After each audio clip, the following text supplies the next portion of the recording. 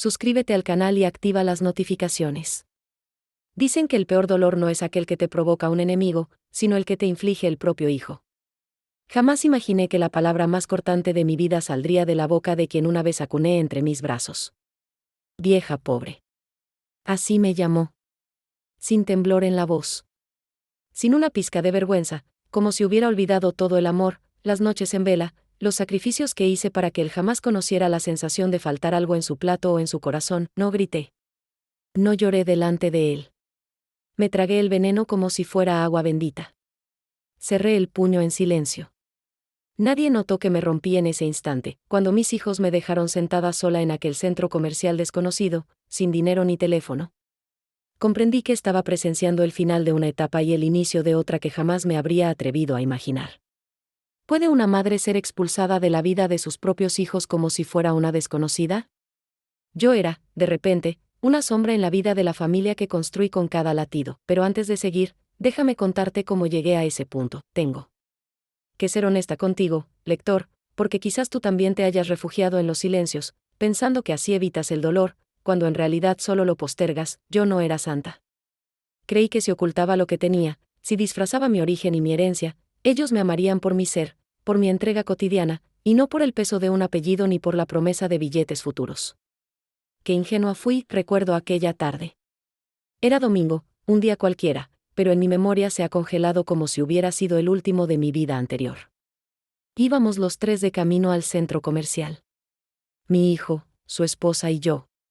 Yo, la invitada incómoda, la mujer que ya solo servía para las fotos familiares en Navidad o para cuidar a los nietos cuando convenía. Mientras caminábamos por los estantes de tienda en tienda, sentí el frío de la indiferencia en la espalda.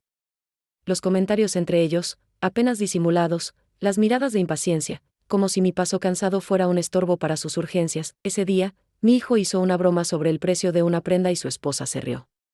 Yo intenté participar, pero él me interrumpió. No te preocupes, mamá, esto no es para gente pobre, dijo, mirándome de reojo. Sentí que el suelo desaparecía bajo mis pies. Nadie me defendió. Nadie corrigió la falta de respeto. Me quedé parada, mirando mis manos como si fueran ajenas, y de repente ellos se alejaron, desapareciendo entre la multitud. No sé cuánto tiempo pasé quieta, escuchando los latidos de mi corazón retumbar en mis oídos. Pensé en buscar una excusa, en convencerme de que todo era una broma pesada, pero la verdad era tan cruda como el aire helado en mis pulmones. Por primera vez en mucho tiempo, supe que ya no podía confiar en quienes llevaban mi sangre. Quise gritarles, exigir una explicación, pero la vergüenza me ahogó. Me senté en un banco y aguanté la tristeza como pude. Miré a los demás, familias felices, niños corriendo, madres cansadas pero sonrientes, y yo, sola, invisible, como un fantasma atrapado en un lugar donde nadie sabe su nombre. En ese banco, bajo la luz artificial y el zumbido lejano de las conversaciones ajenas, sentí que algo en mí se quebró, pero también percibí, muy lejos, una semilla diminuta de algo nuevo, el deseo de no hundirme. Pensé en mi madre, esa mujer invencible que siempre decía, cuando te desprecien, guarda silencio. El silencio es el arma de los fuertes. Recordé sus palabras, su rostro arrugado, su mirada orgullosa. Fue entonces cuando mi nuera regresó. Me miró con falsa preocupación y preguntó si necesitaba un vaso de agua. Yo asentí, pero dentro de mí, por primera vez en años, empecé a hablarme a mí misma con sinceridad brutal. ¿Por qué soportas esto? ¿Por qué sigues aceptando migajas de amor? No te mentiré. Tuve miedo. Temí quedarme sola para siempre. Temí que si exigía dignidad, perdería lo poco que creía tener, la familia, el sentido de pertenencia, la rutina. La certeza de recibir aunque fuera un saludo frío en Navidad, pero algo en mí y algo ancestral, quizás una chispa heredada de esa madre dura y justa que me crió, me susurró que ya era suficiente. Ya no podía seguir siendo la sombra de la mujer fuerte que fui. Cuando finalmente llegamos a casa esa noche, fingí normalidad. Preparé la cena, respondí con sonrisas mecánicas, pero por dentro ya no era la misma. Esa noche lloré en silencio, pero no de tristeza. Lloré de rabia, de agotamiento y, contra todo pronóstico, de alivio. Porque en ese momento supe que ya no iba a aceptar más desprecios. Antes de dormir, me prometí algo que nunca le dije a nadie. Puede que me hayan llamado pobre hoy, pero mañana sabrán quién soy de verdad. Pero todavía no lo sabía todo. No imaginaba hasta dónde podía llegar la traición. ni el poder que estaba a punto de despertar en mí. Si digo que mi fortaleza nació de la adversidad, no miento. La historia de mi vida siempre estuvo entretejida con resistencia silenciosa, desde los susurros de mi infancia en la casa de paredes descascaradas y ventanas abiertas a la brisa del campo hasta los días en que el destino, implacable y, a veces, cruel, me enseñó lo que significa ser mujer en un mundo que rara vez perdona los sueños grandes. Nací en un pueblo pequeño, donde la tierra se convertía en barro cuando llovía. Y los atardeceres pintaban el cielo con fuegos que solo pueden verse lejos del bullicio de las ciudades. Allí, mi madre reinaba con una mezcla de ternura y rigor. La recuerdo de pie, frente al fogón, girando tortillas con manos curtidas, el cabello trenzado y los ojos llenos de secretos que jamás compartió. Su autoridad nunca necesitó gritos. Bastaba con su mirada para hacernos saber lo que estaba bien y lo que no toleraría bajo su techo. Era una mujer hecha de otra época. Decía que el respeto propio era el mayor de los tesoros y que no había riqueza suficiente para suplir la dignidad. De ella aprendí que la compasión no significaba debilidad y que la ternura podía ser un acto de coraje. Su ejemplo fue mi escudo, sus palabras, la brújula con la que navegué las tormentas de la existencia. Mi padre, en cambio, era un hombre de pocas horas en casa. Trabajaba en el ingenio azucarero, cruzando la jornada bajo un sol inclemente, y volvía con los hombros caídos y la camisa empapada. A veces, en las noches, cuando la luna se asomaba a nuestra ventana, él me contaba historias de cuando fue joven, de sus sueños truncados y su esperanza, nunca perdida del todo, de que alguna de sus hijas lograra lo que él no pudo. No. Era un hombre de abrazos, pero su voz era un refugio en los días difíciles. Crecí entre el aroma de las flores blancas que mi abuela cultivaba en el jardín y el ruido de las ramas secas que el viento hacía chocar contra la puerta cuando el invierno llegaba temprano. Mi infancia fue modesta, sí, pero nunca me faltó lo esencial, el amor, aunque rudo a veces, la instrucción en la dureza, la lealtad y la palabra empeñada. Recuerdo la escuela, ese edificio de ladrillos rojos donde aprendí a escribir mi nombre y a sumar las primeras monedas. Allí, siendo apenas una niña, descubrí que la inteligencia puede ser un arma poderosa para quien sabe usarla en silencio. Fui aplicada, discreta, siempre observando antes de actuar. Con el tiempo, esas cualidades me permitieron avanzar cuando los demás apenas sobrevivían al día a día. A los 15 años, ya había aprendido a leer el cansancio en los rostros y a distinguir la verdad detrás de las sonrisas de compromiso. Supe entonces que el mundo no era justo para las mujeres como mi madre, ni para las muchachas sin apellido, como yo, y que solo el esfuerzo y la astucia me abrirían paso más allá de aquellas calles polvorientas. El primer golpe real de la vida llegó con la muerte de mi padre. Una enfermedad repentina lo consumió en menos de una estación. Vi entonces a mi madre sujetando la casa en pie con sus propias manos, vendiendo lo poco que nos quedaba y negociando con dignidad cada deuda que la ausencia de mi padre nos dejó. Yo era la mayor, así que, de un día para otro, me convertí en la segunda columna del hogar. Fue en esos meses grises que entendí la gran verdad de mi linaje: las mujeres de mi familia no lloran en público. No porque no sientan, sino porque saben que el llanto no alimenta a los hijos ni paga la renta. Así lo aprendí, tragando mis miedos y jurando jamás dejarme vencer por la adversidad. A los 17 encontré mi primer trabajo serio, lejos del pueblo, en la ciudad más próxima. Mi madre me despidió con un abrazo breve y silencioso. No dijo, te quiero, pero sus ojos me suplicaron que no olvidara quién era ni de dónde venía. Aquella noche, con la maleta apretada y los sueños titilando como luciérnagas, prometí regresar solo cuando tuviera el futuro asegurado. Viví con austeridad extrema, enviando cada centavo a casa, aprendiendo rápido a distinguir la amistad de la conveniencia y el interés disfrazado de cariño. El mundo fuera del campo era feroz. La ciudad, un monstruo de 1000 cabezas.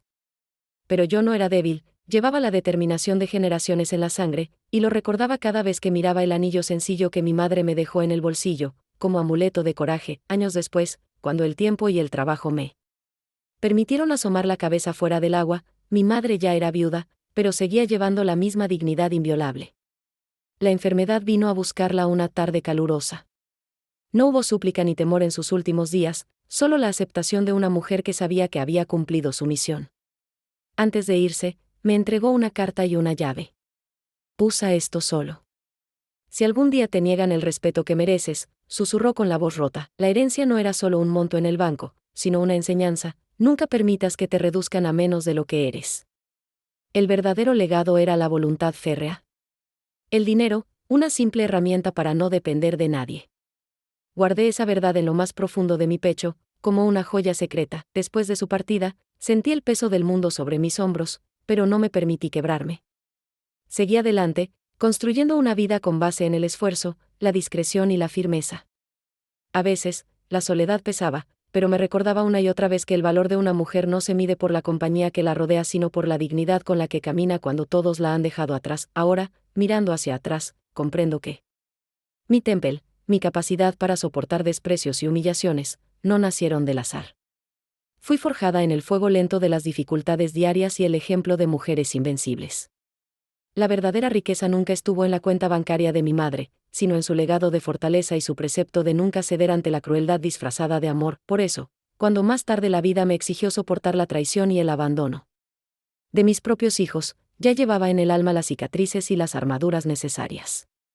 Mi historia no empezó el día en que fui llamada pobre, sino mucho antes, la primera vez que vi a mi madre resistir un mundo que no solía ser amable con nosotras. En el eco de aquellos años, encontré la fuerza para callar, para aguantar el desprecio, y para recordar que la dignidad, como enseñó mi madre, es la herencia más grande que una mujer puede recibir.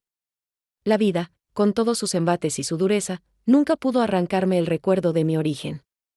Y mientras otras buscaban validación en la aceptación ajena, yo aprendí a encontrarla en la memoria de quienes me enseñaron que el coraje, aunque silencioso, es el mayor de los poderes, pero lo que aún no sabía era que toda esa preparación era solo el principio. El verdadero desafío aún no se había presentado. Las pruebas de la infancia forjaron mi voluntad, pero la traición de la adultez pondría a prueba el límite de mi temple. El bullicio de la ciudad era un contraste radical respecto a la quietud de mi infancia, pero también representaba la promesa de un porvenir distinto.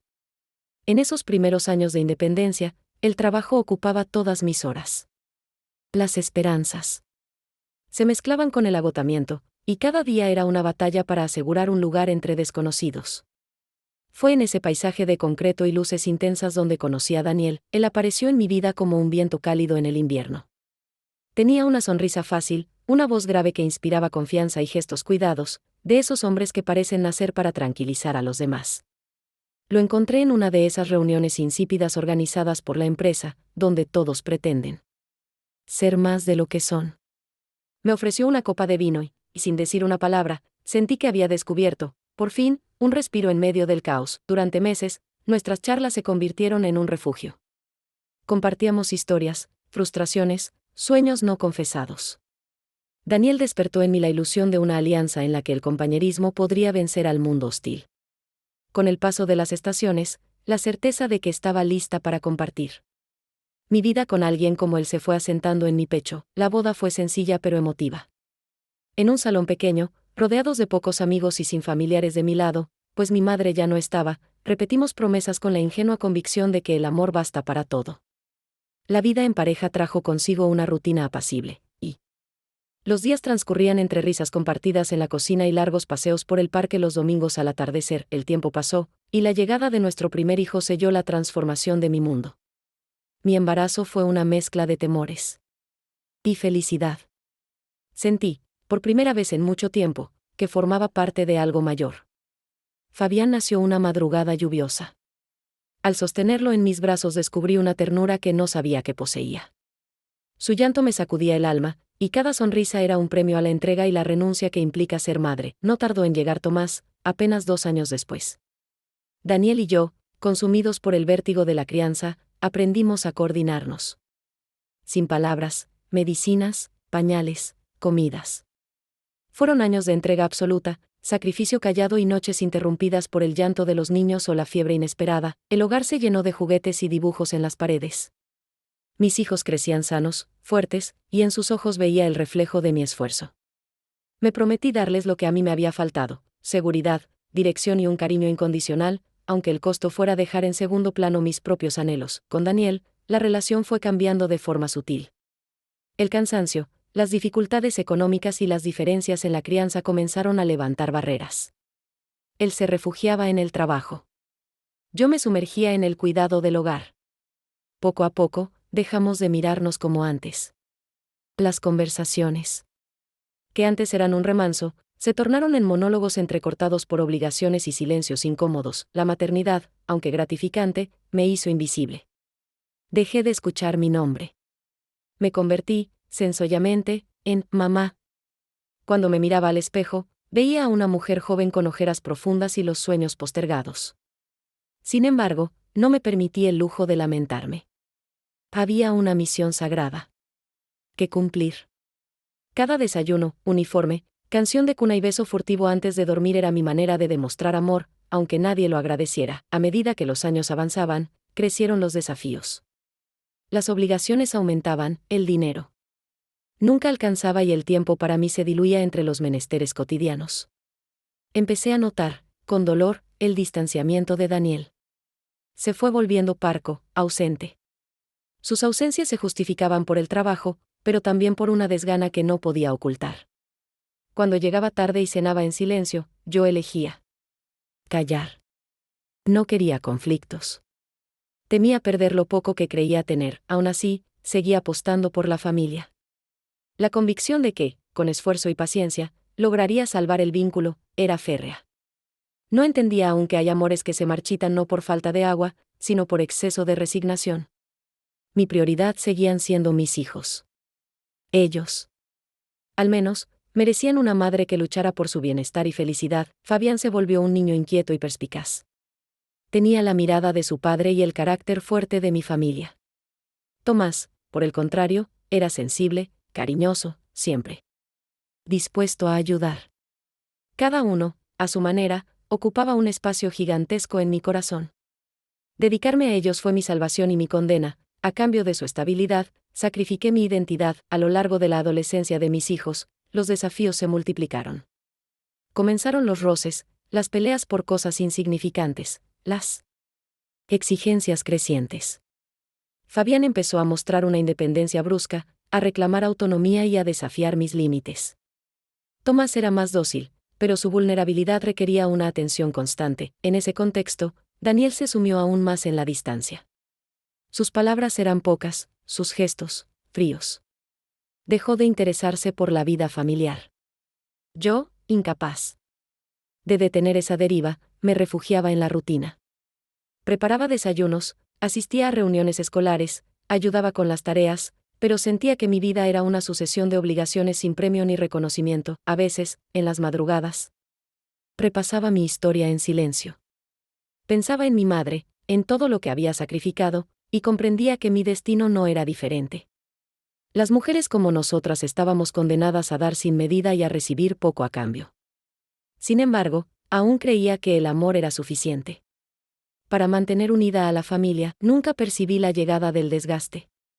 Los pequeños desencuentros se sumaron, los silencios se hicieron costumbre, y un día, sin saber cómo, la familia que tanto me había costado construir era apenas un conjunto de personas compartiendo techo y responsabilidades. Con el tiempo, mis hijos comenzaron a avergonzarse de gestos sencillos, a evitarme en público, a preferir la compañía de amigos antes que el abrigo del hogar.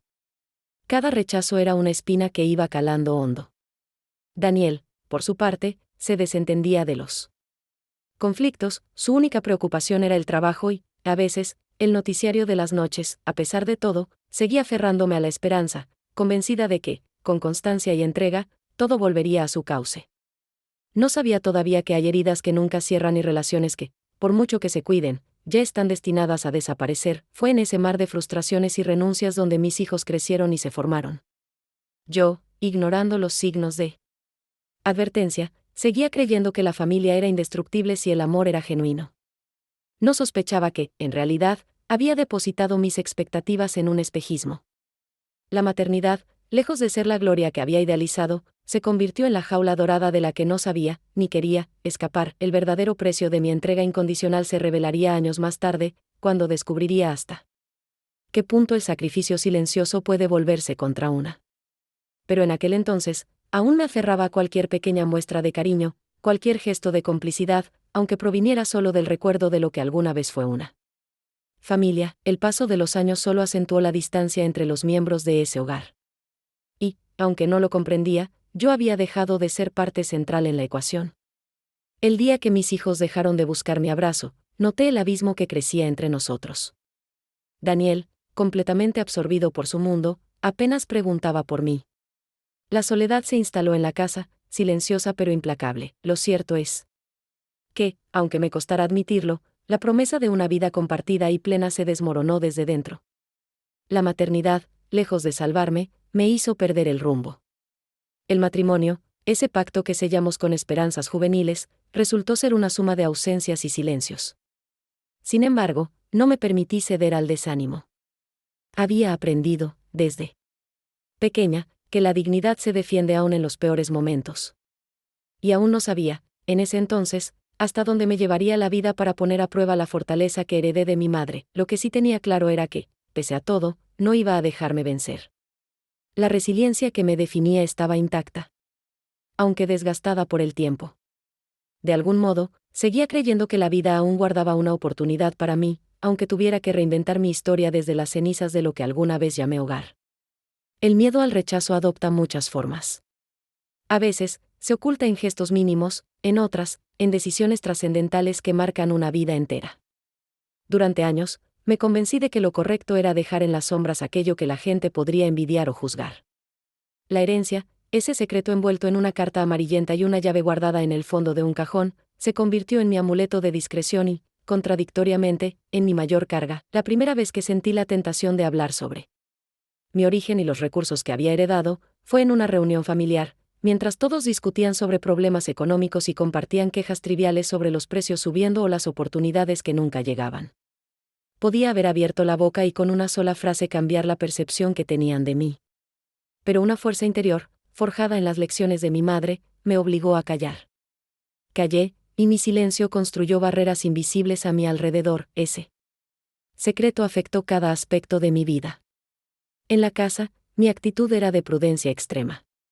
Cuidaba cada gasto, priorizaba las necesidades de los niños, evitaba lujos, aunque podía permitírmelos. A Daniel nunca le conté la magnitud de mi independencia financiera. Temía que el conocimiento de mi posición alterara el delicado equilibrio de nuestro hogar, o peor aún, despertara expectativas que no quería cumplir. Con los niños, la discreción era aún mayor. No quería criar a dos muchachos dependientes de fortunas ni consentidos por el dinero. Me aferré a la austeridad como un escudo, inculcándoles el valor del esfuerzo y la satisfacción que produce obtener las cosas por mérito propio. Muchas veces, Fabián se quejaba de no tener lo último en tecnología o la ropa de marca que sus amigos mostraban en la escuela. Tomás, más reservado, aceptaba sin protestar, aunque a veces el brillo de decepción era evidente en sus ojos. La presión social se intensificaba a medida que mis hijos crecían. Las comparaciones, las burlas en el colegio, las conversaciones de pasillo entre madres que medían el valor de sus familias por los coches que conducían o los viajes que podían costear. Yo observaba desde lejos, resistiendo la tentación de quebrar el pacto silencioso conmigo misma.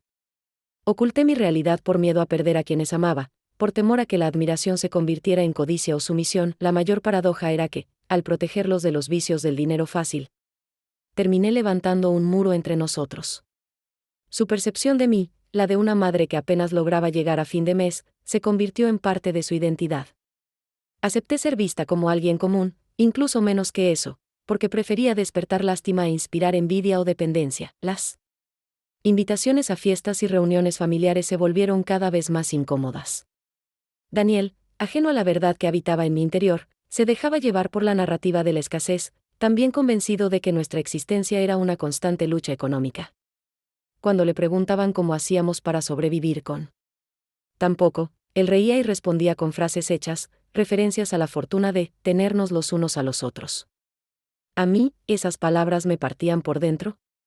Sabía que podríamos vivir mejor, pero no quería convertirlos en prisioneros de un secreto ni transformar nuestro amor en una transacción. Mi entorno, mientras tanto, se nutría de rumores y habladurías. Los vecinos pensaban que yo era reservada. Por orgullo. Las otras madres me miraban con lástima, como si la modestia de mi ropa y mis objetos delatara una fragilidad que, en realidad, era fortaleza encubierta. Me acostumbré a las miradas, a las opiniones disfrazadas de consejos. Aprendí a vivir al margen de la ostentación, a disfrutar de pequeños placeres sencillos, leer un libro en la tarde, cuidar el jardín, ver crecer a mis hijos. En ocasiones, la soledad de mi posición se volvía insoportable. Las noches eran testigos de mis dudas. ¿Habría hecho bien en ocultar tanto? ¿No estaría enseñando a mis hijos el valor de la privación, más que el de la prudencia? Las contradicciones Bailaban en mi cabeza, pero cada vez que sentía flaquear mi decisión, volvía a recordar las palabras de mi madre: el verdadero poder es invisible. Cuando lo muestras demasiado, lo pones en peligro. La ocultación de mis recursos también influyó en mi relación con Daniel. Aunque compartíamos responsabilidades, entre nosotros existía una distancia difícil de franquear. A veces, sentía que el amor se deslizaba por las grietas del silencio y que cada vez nos conocíamos menos. No era solo el dinero lo que ocultaba, era mi naturaleza entera, mis sueños, mis posibilidades. Había aprendido a ser invisible para proteger la armonía, pero, en el fondo, esa invisibilidad era también una forma de abandono propio. Los años pasaron y, a fuerza de practicar la discreción, me convertí en una experta en el arte de desaparecer. En mi propio mundo. Nadie sospechaba que la mujer que a diario peleaba por precios más bajos en el mercado poseía una herencia considerable. Mis hijos crecieron bajo la sombra de la carencia aparente. Sus quejas se volvieron habituales, y, sin querer, yo misma fui alimentando la imagen de la madre sacrificada y limitada. Cuando Fabián entró a la universidad, la presión aumentó. Sus amigos sí podían costear viajes, inscribirse en cursos caros, presumir lujos. Él, en cambio, debía trabajar para complementar sus estudios. A veces regresaba a casa y lanzaba comentarios llenos de amargura. Decía que le daba vergüenza invitar a alguien a nuestro hogar, que odiaba ser el pobre del grupo. Tomás, en silencio, absorbía la frustración de su hermano, aunque no lo expresaba, su actitud se llenó de una resignación silenciosa. En ese tiempo, Daniel y yo nos volvimos prácticamente extraños. Sus ambiciones eran otras, ya no existía espacio para la complicidad ni para los sueños compartidos. Cada uno vivía en su pequeño mundo, unido solo por la inercia de un hogar que funcionaba a medias. Me preguntaba si todo ese disimulo valía la pena, si el precio de la paz era tan alto que terminaría por destruirnos. Sin embargo, no podía renunciar a la convicción de que estaba haciendo lo correcto. Había visto demasiadas historias de familias arruinadas por la avaricia. Había escuchado relatos de alianzas rotas, de hermanos convertidos en enemigos por herencias mal gestionadas. No quería eso para los míos. Prefería cargar con el peso de la incomprensión antes que permitir que el dinero se convirtiera en juez y verdugo de nuestro vínculo. Vivir esta doble vida era agotador. Cada movimiento, cada gasto, debía calcularse para no despertar sospechas.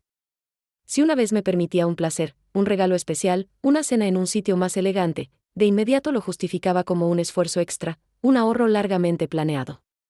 La mentira se instaló en mi día a día, no como un engaño consciente, sino como una estrategia de supervivencia. A veces, el remordimiento me asaltaba. Imaginaba que, al ocultarles la verdad, estaba negándoles la confianza que merecían.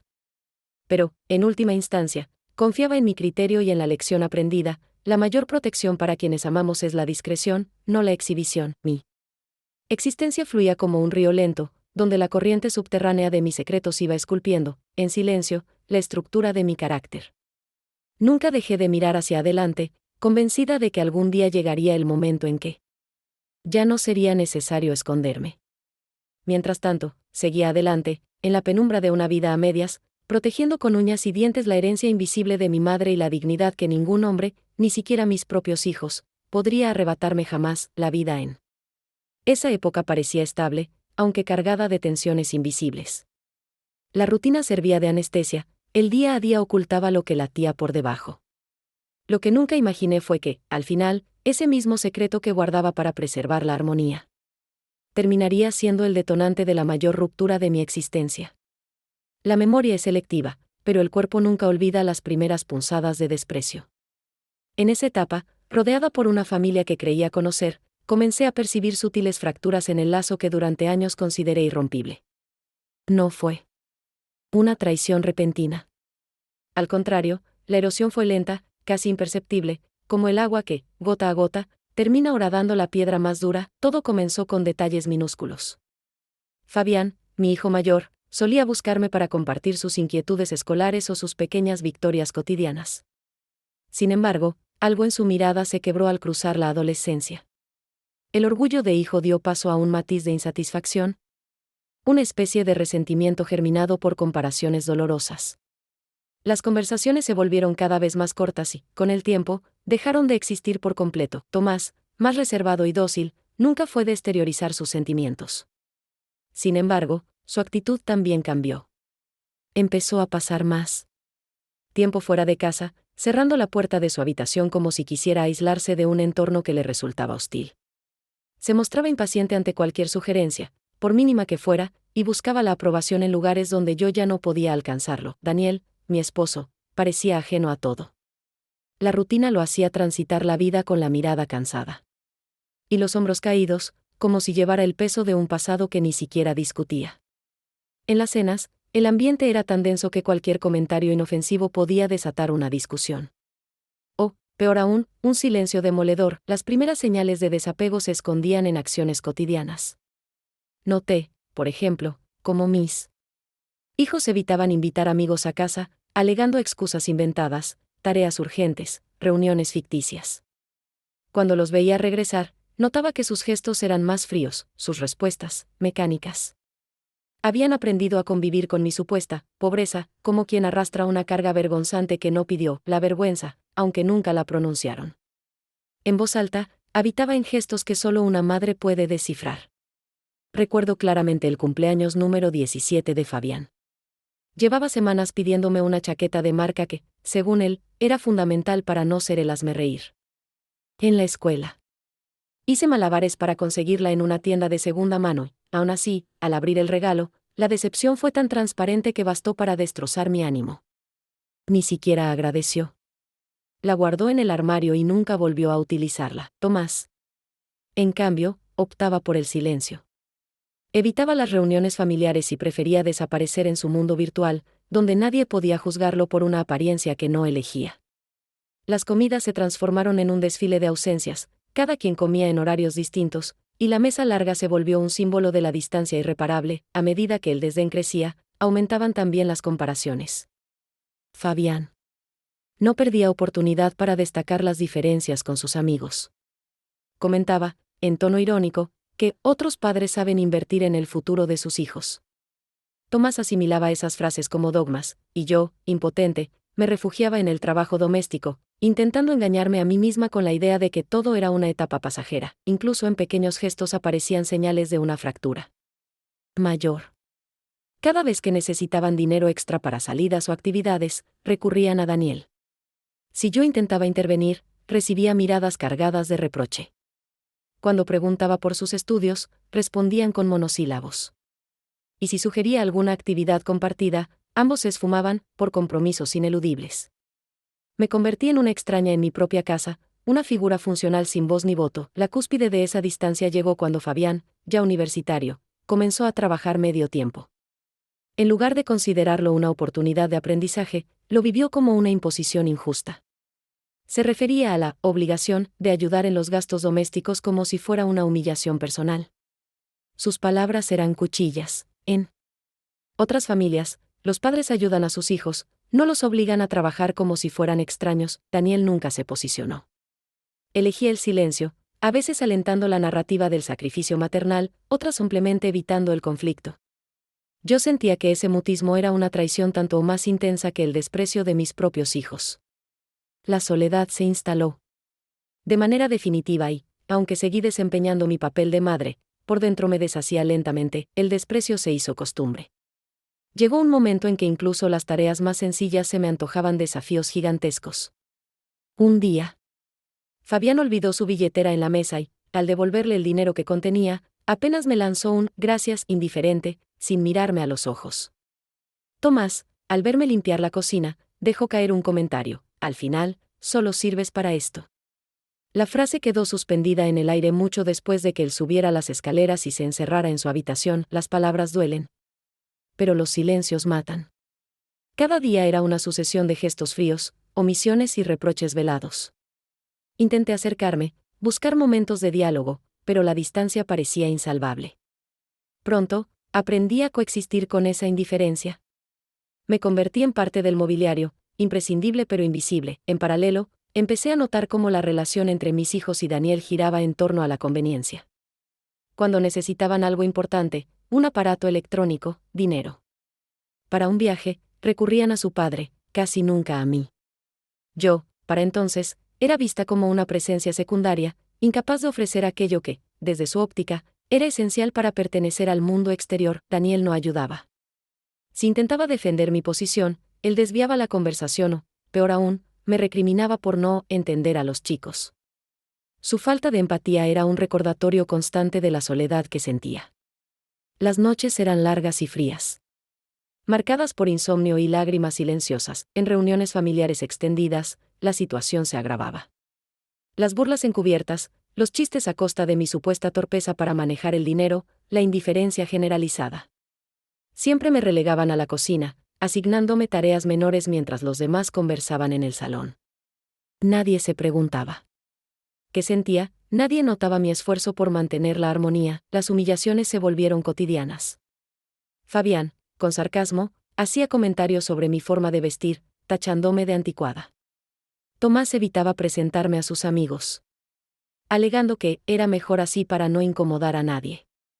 En cumpleaños y celebraciones, los regalos eran olvidados o elegidos con descuido, como si cada fecha señalada fuera un trámite más que una ocasión especial. En ese contexto, la resignación terminó por adueñarse de mi ánimo. De tanto morderme la lengua, aprendí a dominar la rabia y convertirla en silencio. Sin embargo, ese silencio era espeso, casi tangible. Al final de cada jornada, mientras el resto de la familia dormía, yo repasaba mentalmente cada episodio, preguntándome cómo habíamos llegado a ese punto. No ignoraba que parte de la culpa era mía. Al protegerlos de la verdad, les permití construir una noción errónea sobre mi papel y mi valor en el núcleo familiar. Mi decisión de ocultar el legado materno resultó ser una espada de doble filo. Los preservó de la ambición, pero los arrojó a los brazos del desprecio y la ingratitud. El hogar, que una vez fue refugio, terminó convertido en un territorio hostil, lleno de muros invisibles y heridas mal cerradas. El afecto se volvió un recuerdo lejano, reemplazado por la rutina mecánica de la supervivencia emocional. Yo, decidida a no rendirme, seguía adelante, convencida de que la dignidad nunca debía negociarse, aunque el precio fuera la soledad más absoluta. Así se configuró la nueva dinámica de mi familia: una madre ignorada, 2 hijos distantes y un esposo que prefería no ver. Las señales de problemas eran cada vez más claras. Las grietas ya no podían ocultarse bajo la alfombra de la costumbre. Y aunque me juré resistir sin perder la ternura, la amargura crecía como una mala hierba, dispuesta a asfixiar lo poco que quedaba de cariño y respeto. No sospechaba, sin embargo, que los peores golpes aún estaban por llegar. La traición, cuando finalmente se manifestó abiertamente, fue tan brutal que me obligó a replantear todo lo que creía cierto sobre el amor, la familia y el sacrificio. Llegó un momento en que la humillación se volvió paisaje habitual. No hubo explosiones estruendosas ni palabras lapidarias que reventaran de una vez el cristal de mi dignidad. Fue, al contrario, una lenta cicatriz, una erosión que transformó mi existencia en una sucesión de pequeñas tragedias cotidianas. Cada amanecer traía consigo una carga de resignación. Me levantaba antes que todos, preparando el desayuno como si cada taza de café y cada rebanada de pan pudieran reparar algo de lo que ya estaba roto. Las palabras que cruzaban la cocina no eran amables. Fabián se quejaba del poco dinero, Tomás murmuraba frases sarcásticas si le pedía ayuda con los platos. El escenario doméstico era un campo minado, y mis pasos, cuidadosos, evitaban detonar disputas. En la mesa, cualquier intento mío de iniciar una conversación era cortado abruptamente. Fabián, con sus respuestas breves, lanzaba reproches sobre nuestra situación. Se quejaba de no poder ir de viaje con sus compañeros, de no vestir ropa costosa, de comer siempre lo mismo. Tomás, envuelto en su propio silencio, apenas levantaba la vista, fingiendo concentración en el móvil.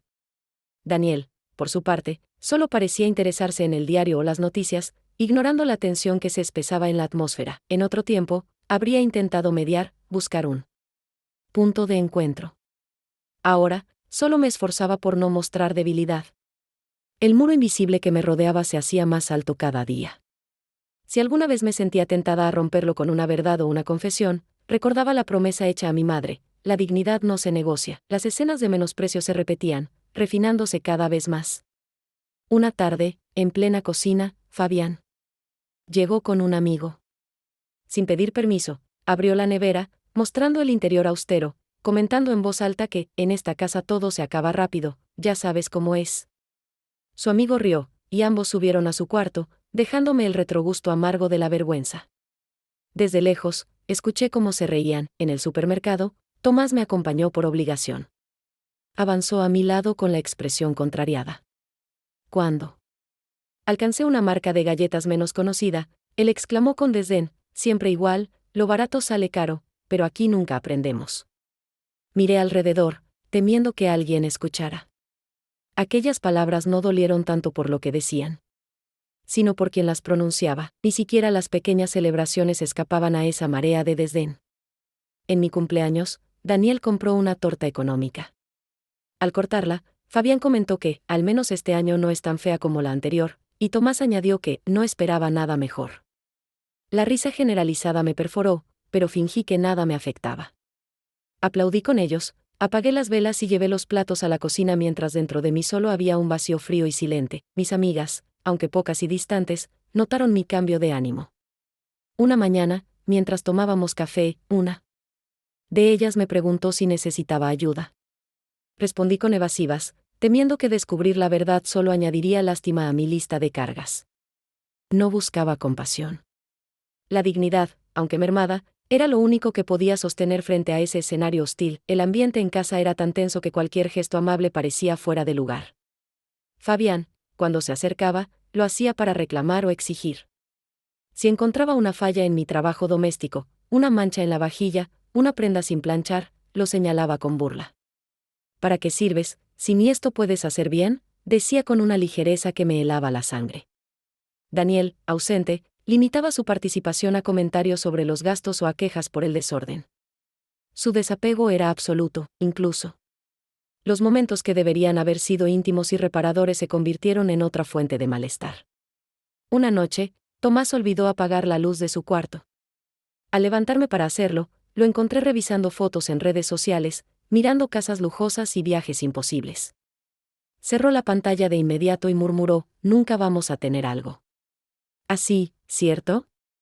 Lo dijo sin odio, solo con la resignación de quien se sabe distante de cualquier sueño. Vivía, entonces, sumergida en una rutina de humillaciones pequeñas y dudas crecientes. Me preguntaba en silencio si acaso todo esto era el fruto inevitable de mis propias decisiones. Había elegido callar, había preferido la prudencia al orgullo, la austeridad al derroche. Ahora, cada gesto de desprecio parecía un castigo por esa elección. Sentía como la autocrítica se convertía en obsesión. Daba vueltas en la cama, repasando cada escena, cada palabra mal dicha, cada caricia no dada. Las noches se volvieron eternas. Caminaba por la casa oscura, revisando habitaciones, asegurando puertas, limpiando una y otra vez el mismo rincón. Nada lograba aplacar esa sensación de fracaso. La relación con Daniel era ya solo apariencia. Compartíamos espacios, pero no afectos. Nuestro diálogo se reducía a lo indispensable. A veces, al cruzar por el pasillo, me preguntaba en qué momento el amor se transformó en esta convivencia asfixiante, donde nadie veía al otro. En varias ocasiones, sentí la tentación de romper el silencio, de rebelarme contra tanto desprecio. Pero me faltaba el coraje. Temía que, si hablaba, lo perdería todo, que mi mundo terminaría de desmoronarse. En cambio, agachaba la cabeza, apretaba los labios y seguía adelante, acumulando pequeñas derrotas cotidianas. Mi cuerpo empezó a resentirse. Dolores de cabeza. Insomnio, un cansancio que no desaparecía nunca. El desánimo se apoderó de mi semblante. El espejo me devolvía el reflejo de una mujer envejecida antes de tiempo, los ojos opacos, el cabello descuidado, los hombros caídos. No reconocía a la joven fuerte que alguna vez fui. Un día, mientras limpiaba la habitación de Fabián, encontré una nota arrugada en la basura. Era una lista, cosas que no tengo // cosas que odio de mi familia. Leí cada línea con el corazón encogido. Estaban ahí todas las carencias materiales, todos los reproches, toda la rabia muda que llenaba la casa. Sentí la tentación de enfrentarle, de exigirle un mínimo de reconocimiento, pero guardé el papel en silencio, como quien oculta una herida para que no supure más. Tomás, en sus silencios, construía barreras aún más altas. Un día, tras una discusión con su hermano, se encerró en el baño y al salir cruzó la mirada conmigo, sin decir nada. Era una súplica muda, un reclamo por no haber sabido protegerlo del clima hostil que reinaba entre las paredes de nuestro hogar. A pesar de todo, intenté no perder la capacidad de cuidado. Continué preparando las comidas que ellos preferían, buscando maneras de suavizar la convivencia, aunque casi nunca recibía una respuesta amable.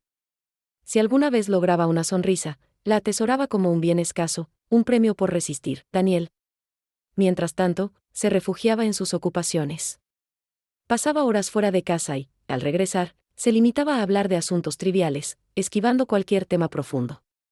Me convertí en la sombra que aseguraba que todo funcionara, pero no esperaba. Ni recibía reconocimiento, la realidad era implacable. El hogar, lejos de ser un refugio, se volvió un espacio de tensión permanente. Las heridas, lejos de sanar, se infectaban en el silencio.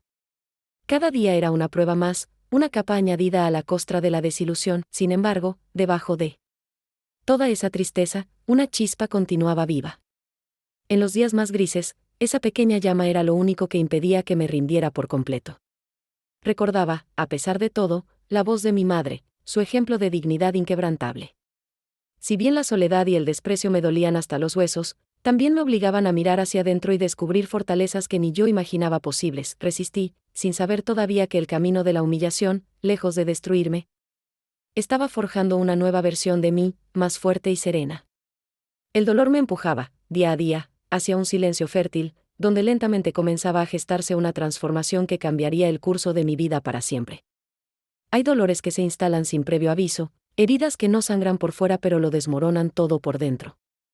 A veces, la mayor crueldad no viene de acciones grandilocuentes, sino de las pequeñas traiciones, los gestos de indiferencia, las palabras arrojadas con descuido. En ese periodo, mi mundo interior fue sacudido por descubrimientos que terminaron por dar forma definitiva a la realidad que desde hacía tiempo no quería aceptar. Fue una tarde gris cuando la verdad se sentó a mi mesa. Fabián, mi primogénito, había vuelto temprano a casa, algo extraño en él desde hacía años. Su actitud no presagiaba nada, y sin embargo, mientras buscaba algo en la mochila, su teléfono vibró varias veces. El sonido, ese zumbido insistente, fue la banda sonora del momento en que todo cambió. No suelo invadir lo ajeno, la privacidad es un valor aprendido a base de respetos truncados y silencios heredados. Pero esa vez, ante su descuido, una notificación iluminó la pantalla. Un mensaje corto, directo y cruel: ¿tu mamá sigue con esa manía de ahorrar cada centavo? ¡Qué vergüenza! El remitente era uno de sus amigos más cercanos, y debajo, la respuesta de Fabián me desgarró. Ya ni le pido nada, es inútil. Mejor que ni se note que existe. Aquellas palabras me incendiaron el pecho. Así hablaba mi propio hijo de mí, la mujer que había sacrificado todo para que no le faltara nada esencial. Guardé el dolor, tragando la rabia como quien se enfrenta a una medicina amarga. Fingí no haber visto nada. Me refugié en la cocina, limpiando platos que ya estaban pulcros, intentando borrar la escena de mi mente. Esa noche, más que nunca, el silencio fue mi único cómplice. Días después, la herida se profundizó. Tomás, el hijo sensible, ese a quien siempre creí más cercano, dejó abierta su laptop. Estaba en búsqueda de información para un trabajo escolar, y, sin querer, vi una ventana de chat que no había cerrado. Sus palabras, aunque menos duras, encerraban la misma carga de decepción: ojalá mis padres fueran como los de los demás. Aquí, todo es un problema, no hay nada de lo que estar orgulloso. Su confidente virtual respondió con bromas. Pero la tristeza de mi hijo se adivinaba entre las frases. Esa confesión me desgarró. Hasta Tomás, quien muy pocas veces levantaba la voz, se sentía avergonzado de la familia que con tanto esmero intenté proteger del daño externo. Me di cuenta entonces de que no solo había fallado en preservar la armonía, sino también en transmitir el verdadero valor de la vida sencilla, el significado de la dignidad y el trabajo. Mientras las jornadas transcurrían, fui descubriendo pequeños detalles, huellas invisibles de una traición mayor. Correos electrónicos, mensajes de texto, charlas entre hermanos llenas de críticas y burlas. Daniel, por su parte, no tardó en mostrar su propio desdén. Una noche, en medio de un desacuerdo sobre los gastos mensuales, soltó sin miramientos: si hubieras tenido mejores habilidades, no estaríamos así. La frase, arrojada como un dardo, selló el vacío que ya era definitivo entre nosotros. No fueron solo las palabras las que me hirieron. Las acciones, invisibles para quien no quiere ver, se hicieron evidentes. Fabián llegó a casa con una billetera nueva, última moda. Cuando le pregunté cómo la había conseguido, evitó explicaciones. Tomás regresaba tarde, a veces sin avisar. gastando en cosas que nunca podía costear con su asignación. Descubrí que ambos mentían, pedían dinero prestado a amigos o, peor aún, a familiares lejanos, para aparentar una vida que no podían sostener en casa. La revelación más amarga llegó de manos de la esposa de Fabián. Un día, tocó la puerta. Con una sonrisa suave, casi ensayada. Me ofreció café y, al poco rato, con tono amable pero firme, me pidió que les ayudara con un préstamo, solo por esta vez, para cubrir una deuda pendiente. Era la primera vez que me buscaban para algo más allá de lo estrictamente necesario. Fingí sorpresa y prometí pensarlo. Al cerrar la puerta, supe con certeza que ni el desprecio ni la distancia eran reales cuando podían sacar provecho de mí. Esa mezcla de rechazo y interés económico fue el punto de quiebre. Me vi a mí misma reducida a una presencia útil solo en caso de emergencia, un recurso al que acudir cuando todo lo demás fallaba. Sufrí, sí. Me pregunté cómo habíamos llegado a ese punto. Recordé mi propia infancia, la voz de mi madre. Repitiendo que la familia es sagrada, pero que la dignidad nunca se negocia, ni siquiera por las personas amadas. La deslealtad de Daniel alcanzó un nuevo nivel no mucho después. Descubrí, revisando papeles escondidos en su despacho mientras buscaba unas facturas, que había hecho inversiones sin consultarme, comprometiendo lo poco que teníamos y, además, confiando más en consejos ajenos que en mi criterio. Las cuentas estaban en rojo, y aún así, seguía adelante como si todo estuviera bajo control. Cuando intenté conversar al respecto, me ignoró, acusando que yo siempre complicaba todo. La soledad se volvió abrumadora. Empecé a cuestionarme todo, mis elecciones, mi rol de madre, mi capacidad de amar. El instinto de protección que había guiado mi vida se convirtió en un muro que me separaba de aquellos por los que tanto luché. La casa, que antes fue refugio, se transformó en un escenario de batallas no declaradas, de silencios hostiles, de distancias insalvables. Sin embargo, cada golpe, cada desilusión, empezó a cambiarme por dentro. Un cansancio diferente se instaló. En mi alma, ya no era la fatiga de quien carga con todo, sino la de quien se reconoce vencida y, al mismo tiempo, liberada por la verdad. Por primera vez en años, dejé de justificar los actos de los demás. Dejé de inventar excusas para él. Dolor, empecé a observar con otros ojos, a registrar mentalmente cada palabra, cada gesto.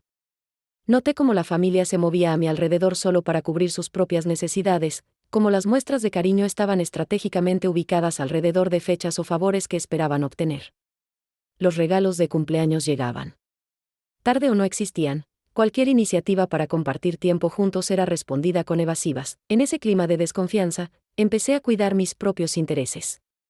Si antes era la primera en sacrificarme para que nada faltara, ahora comencé a reservar algo para mí. Recuperé la costumbre de caminar sola, de guardar dinero, de preparar comidas que solo yo disfrutaba, de leer y escribir cuando todos dormían. Sin antagonismos, sin confrontaciones abiertas, pero firme en la decisión de dejar de mendigar afecto, descubrí que, a pesar de todo, aún conservaba una reserva de amor propio, una semilla de dignidad que ni la traición ni el abandono habían logrado destruir. Comprendí que la lealtad hacia los demás no puede ser mayor que la lealtad hacia uno mismo.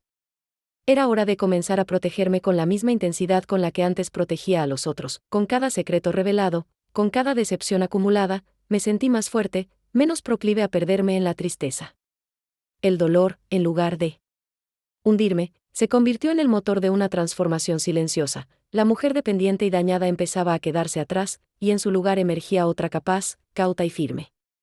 Aún faltaba mucho para alcanzar la paz, pero el proceso de renacimiento ya había comenzado. Lo que vino después fue una etapa de observación y análisis, una fase en la que todo lo vivido, las traiciones, las humillaciones, las dudas, empezó a nutrir un cambio radical. Lo que antes me paralizaba, ahora me impulsaba. Había perdido casi todo, salvo la esperanza de volver a empezar con otra mirada, con otra fuerza. No tenía idea de que los verdaderos desafíos todavía aguardaban.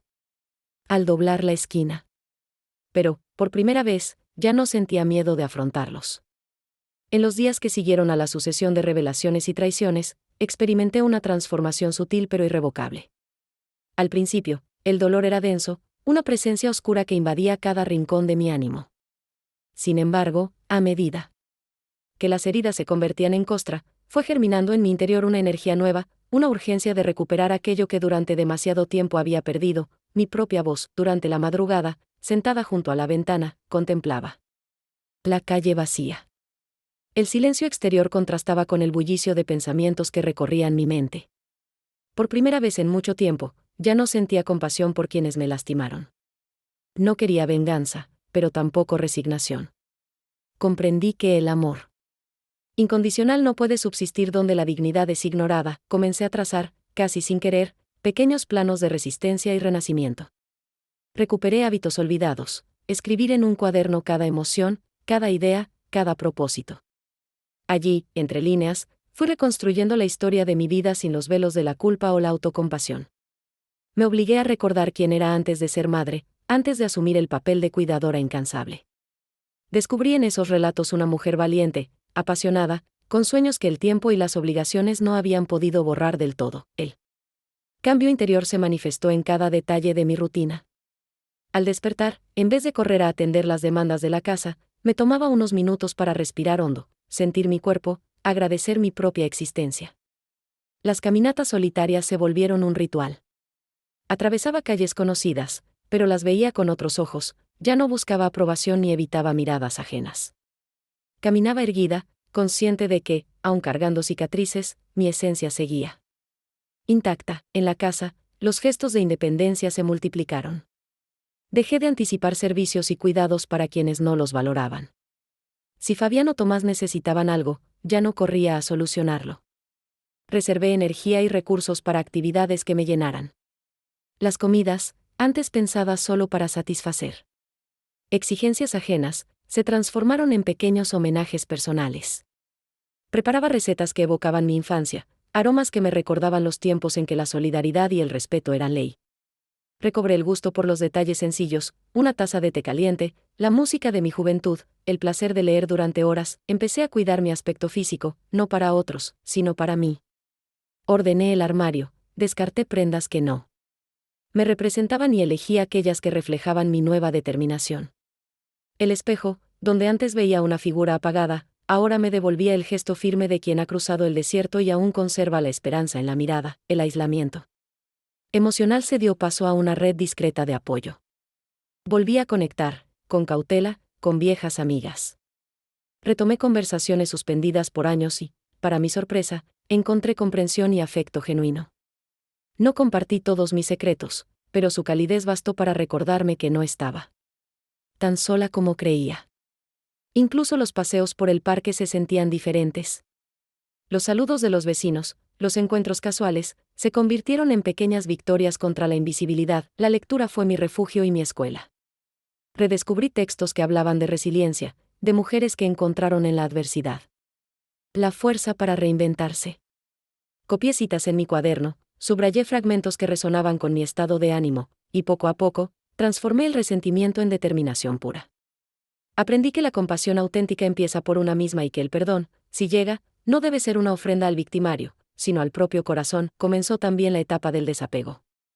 Dejé de intentar cambiar a quienes demostraron no querer cambiar. Suspendí mi necesidad de complacer, de mediar en disputas que no me correspondía resolver.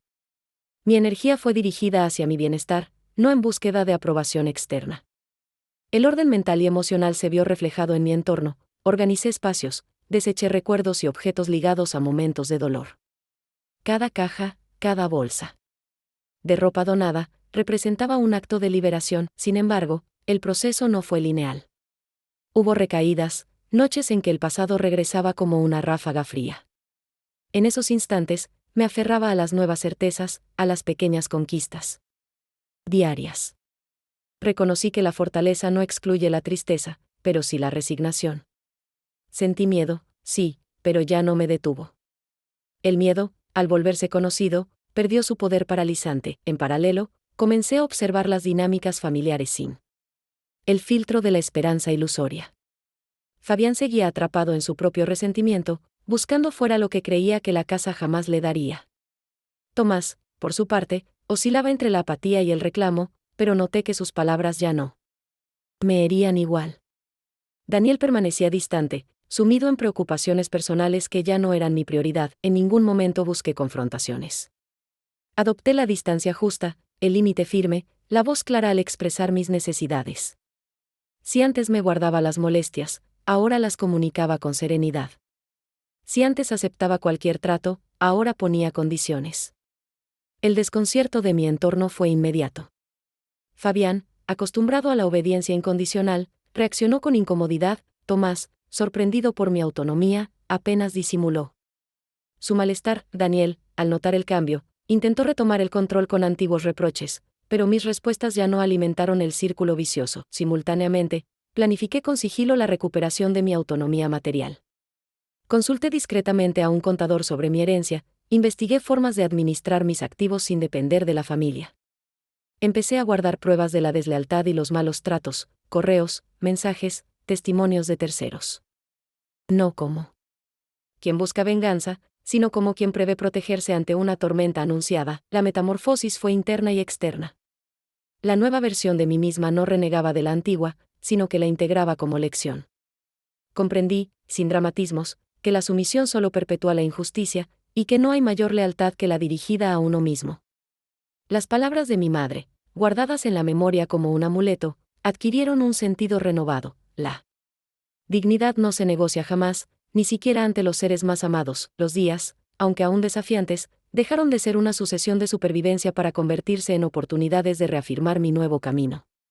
La familia, sorprendida, comenzó a ajustar su trato, aunque muchos gestos seguían siendo fríos o calculados. Ya no buscaba ni necesitaba la plenitud en ese ambiente. Había descubierto un territorio propio, intransferible, donde mi paz era inviolable. El anhelo de justicia ya no era un grito desesperado, sino una convicción serena.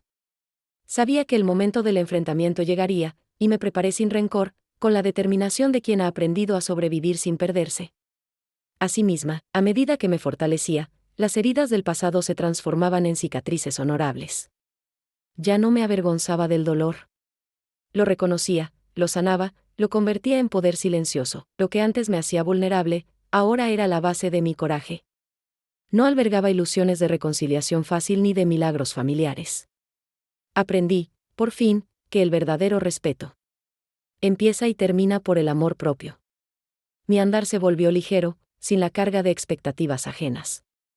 El miedo se disolvió ante la evidencia de que lo peor ya había pasado y, sin embargo, seguía en pie. Ya no era la misma. Había recuperado mi centro. Y aunque la vida seguiría poniendo a prueba mi temple, nada podía arrebatarme el poder recién hallado. El clima en casa se había vuelto más denso, aunque yo ya no me sentía arrinconada por la hostilidad. Con cada día que pasaba, la nueva versión de mí ganaba fuerza y claridad. Los reproches y el desprecio, aunque seguían presentes, ya no eran armas capaces de atravesar la coraza forjada en meses de introspección y redescubrimiento. Percibí una distancia creciente entre mis seres más cercanos y yo, pero lejos de inquietarme, entendí que ese alejamiento era el espacio que necesitaba. Para planear mi próxima etapa, la primera decisión fue simple y certera: priorizar mi bienestar y seguridad. Dejé de esperar comprensión de quienes solo sabían exigir o manipular, y empecé a actuar como mi propia defensora. Ordené documentos, revisé cuentas bancarias, busqué asesoramiento legal sobre mi herencia y bienes. Cada conversación con el contador era una lección de autonomía. Aprendí a leer entre líneas, a anticipar riesgos, a detectar posibles trampas en el mundo de trámites que hasta entonces me había parecido ajeno. En secreto, reservé una suma considerable en una cuenta separada. Todo hecho con minuciosidad, cada paso calculado, evitando despertar sospechas. No era una acción impulsiva, era una estrategia destinada a proteger lo que tanto costó reunir. No sentía culpa, después de años de sacrificios y ninguneos. Consideraba justo empezar a pensar primero en mí. La organización del hogar también cambió. La lista de pendientes era ahora más breve. Dejé de sobrecargarme con responsabilidades ajenas y delegué tareas que históricamente todos habían rehuido. Si los hijos protestaban o insistían en que las cosas siempre se hacían así, me mantenía firme, usando un tono seco, decidida a no retroceder. Daniel notó el nuevo rumbo y comenzó a mostrar señales de inquietud, reconociendo la presencia de una mujer distinta, menos tolerante y más resuelta. Mi trato con los hijos se volvió imparcial y cortante. Evitaba caer en viejos patrones de culpa o autojustificación. Si pedían favores, respondía con mesura. Si se atrevían a lanzar dardos envenenados, les devolvía miradas serenas e imperturbables. Aprendieron, poco a poco, que la vieja costumbre de herirme ya no surtía efecto. No buscaba venganza, solo marcaba territorio. Al mismo tiempo, llevé un registro minucioso de incidentes y situaciones que podían convertirse en pruebas útiles en un futuro litigio. No subestimaba el alcance de la codicia ni la capacidad de manipulación de quienes, alguna vez, fueron mi refugio. Fotografías, conversaciones grabadas, mensajes archivados, cada pieza era parte de un rompecabezas cuyo final se acercaba. El aislamiento, lejos de debilitarme, me permitió planear sin interferencias externas. Donde antes sentía pavor ante la soledad, ahora experimentaba libertad. Aproveché ese tiempo para ampliar redes sociales discretas, retomé contacto con antiguos colegas, recuperé habilidades profesionales, asistí a talleres virtuales ocultando mis avances de quienes residían bajo mi techo. No necesitaba escenario ni aplausos, solo fortalecer las herramientas que me permitirían una eventual independencia total. La preparación mental fue tan crucial como la logística. Trabajé la paciencia, refrené la ansiedad, aprendí a no precipitarme ante provocaciones. La rabia y el resentimiento se transformaron en disciplina y frialdad. La energía malgastada en quejas se convirtió en combustible para la construcción de una nueva realidad. Mi rostro adquirió una expresión serena e impenetrable.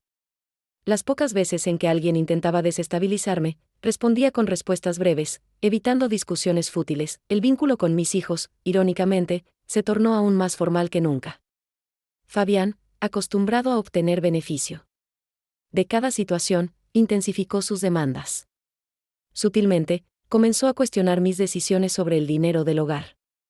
Al notar mi resistencia y la falta de detalles sobre mi economía, su tono se volvió más inquisitivo, incluso amenazante. Tomás, entre la apatía y el fastidio, se limitaba a comentarios ácidos, pero ya no lograba desequilibrarme. Daniel, cada vez más apartado, supo que la época de manipulación sin consecuencias había terminado. En paralelo, empecé a proyectar un cambio de vida. Analicé opciones de mudanza, consulté a agentes inmobiliarios, consideré la venta de propiedades familiares. No era una huida, era un plan de acción para cortar con la dependencia tóxica e iniciar otro ciclo. Cada vez que repasaba la lista de pasos a seguir, experimentaba una mezcla de vértigo y alivio. La libertad, aunque incierta, tenía un aroma dulce y desconocido. La rutina doméstica dejó de ser sacrificio silencioso. Al preparar desayunos o limpiar la casa, recordaba que no estaba obligada a servir a quienes no lo merecían. Los gestos de amabilidad desaparecieron para aquellos que solo devolvían desprecio. Si alguna vez sentí nostalgia por la familia unida, el recuerdo se desvaneció frente a la seguridad tranquila de mi nueva postura. Durante ese periodo, nunca abandoné la vigilancia. Me mantuve alerta ante cualquier movimiento extraño, cualquier conversación a media voz. Noté discusiones entre padre e hijos que antes me habrían alarmado, pero ahora solo las contemplaba desde la distancia, como si observara vidas ajenas. El desapego era mi nueva fortaleza, el espacio desde el que podía planear sin contaminarme de sus conflictos triviales. La última fase de esta estrategia fue la recopilación de coraje para el encuentro final. Imaginé, una y otra vez, el instante en que podría hablar sin miedo, poner límites y exigir respeto real. Repasé frases, ensayé respuestas, construí el discurso más honesto y contundente de mi vida. No buscaba lastimar, simplemente defender el derecho elemental de no ser menospreciada por quienes, irónicamente, jamás comprendieron el sacrificio ni el amor genuino. En ningún momento me embriagué de orgullo. La humildad seguía acompañando cada acción. No me creía mejor, simplemente merecedora del trato digno que tan obstinadamente busqué sin éxito durante años. El autocuidado, tantas veces postergado, se transformó en principio y motor mientras preparaba cada detalle de mi retiro. La ansiedad por el futuro se transformó en expectativa tranquila. Por primera vez desde que recordaba, entendía que el porvenir dependía solo de mí, no de una validación externa ni de la aceptación de una familia incapaz de querer sin condiciones. En ese estado de alerta lúcida, aguardé el momento en que todo saldría a la luz. La escena se aproximaba, y yo no sentía miedo, sino determinación fría y nobleza renovada. El temblor en las manos había desaparecido. El corazón, aunque cicatrizado, latía con más fuerza. Me acercaba al desenlace, segura de que, pasara lo que pasara, ya no volvería a ceder un milímetro más de terreno. La dignidad, siempre intacta en lo más hondo, se había convertido en mi única bandera, y el autocuidado, en el nuevo nombre del amor verdadero. El día señalado llegó con un clima inusualmente claro. El sol inundaba las habitaciones de la casa, como si quisiera revelar hasta el último rincón. La quietud matinal ocultaba el vendaval que se avecinaba. Había preparado todo con una precisión quirúrgica, documentos ordenados, cuentas listas, pruebas reunidas. Había repasado mentalmente cada palabra, cada gesto, cada pausa. No había espacio para el temblor ni para la duda. Convocar a la familia fue sencillo y frío. Un mensaje directo en el grupo familiar, breve y sin rodeos: esta noche necesito que todos estén presentes. Es importante. Las miradas huidizas y los pretextos habituales no tuvieron efecto. Algo en mi tono, o quizá la energía extraña que flotaba desde hacía semanas, obligó a Daniel, Fabián y Tomás a obedecer. Cuando llegó el momento, tomé asiento en la mesa del comedor, el mismo lugar donde tantas veces soporté silencios, desprecios y humillaciones. Ahora, sin embargo, era yo quien marcaba el ritmo. Ellos entraron, uno tras otro, en silencio, con ese nerviosismo que se manifiesta cuando lo previsible está a punto de derrumbarse. No empecé con reproches ni explicaciones defensivas. Mi voz, imperturbable, rompió el silencio. He tomado algunas decisiones que afectan a todos. Estoy aquí para comunicarles, no para negociar. Mostré varios sobre la mesa. Dentro de cada uno, los documentos que probaban no solo la existencia de la herencia materna, sino también el registro minucioso de años de deslealtad, menosprecio y manipulación. Sus nombres resaltaban en papeles legales, cifras precisas y correos impresos. Sus rostros iban mutando del desconcierto a la incredulidad, y de allí al miedo. Daniel fue el primero en intentar recuperar el control, soltando frases conocidas: ¿por qué haces esto? ¿Por qué ahora? No le di espacio para más. Le aclaré, con voz serena, que conocía cada inversión hecha a mis espaldas, cada préstamo, cada mentira disfrazada de preocupación. Su arrogancia se desvaneció ante la evidencia. No hubo gritos ni réplicas, solo el sonido hueco de una derrota inevitable. Fabián murmuró algo sobre traición. Le pasé los mensajes impresos, las solicitudes de dinero, los comentarios crueles sobre mi supuesta pobreza. Le señalé, sin lágrimas, que no necesitaba defenderme de sus palabras, porque los hechos hablaban por sí solos. Tomás, en silencio, bajó la mirada. Ya no era el hijo vulnerable de antes. Era un adulto expuesto, obligado a mirar su propio reflejo en el espejo de los actos. Mi voz no tembló ni una sola vez. Les expliqué que la herencia de mi madre no era solo un capital material, sino la enseñanza de vivir con dignidad, sin arrodillarse ante quien desprecia o destruye. Les anuncié, con precisión, que cada uno recibirá lo justo y necesario, según la ley, sin excepciones ni privilegios producto de la manipulación. No hubo espacio para el chantaje emocional. No dejaría nunca más que mi amor de madre fuera usado como moneda de cambio. Las reacciones fueron variadas. El enojo de Daniel se transformó en resignación silenciosa, el desconcierto de los hijos en una súplica muda de compasión. Algunos intentaron negociar, otros buscaron el perdón. Yo me mantuve en mi sitio, con el corazón intacto, los ojos firmes y una calma desconocida. Les dejé claro que la puerta de la reconciliación solo estaría abierta para quienes supieran respetar mi nueva existencia. No necesitaba más promesas rotas ni afectos de utilería. El acuerdo fue firmado con testigos.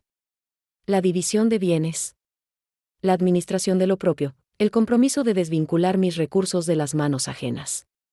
No hubo festejo ni brindis, solo un cierre necesario. Mientras ellos recogían sus papeles, sentí que una capa de polvo antiguo caía de mis hombros. Al día siguiente, la casa amaneció distinta. El aire era más liviano, el silencio, menos hostil.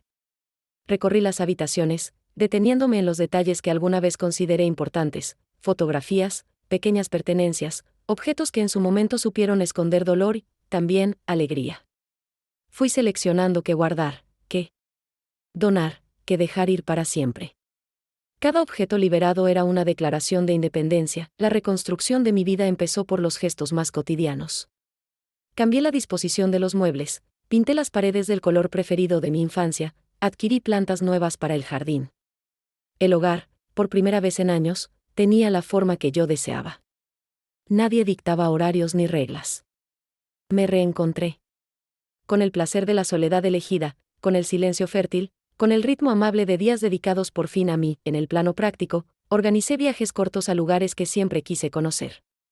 reservé tiempo para reencontrar pasiones largamente postergadas, la escritura, la música, la jardinería.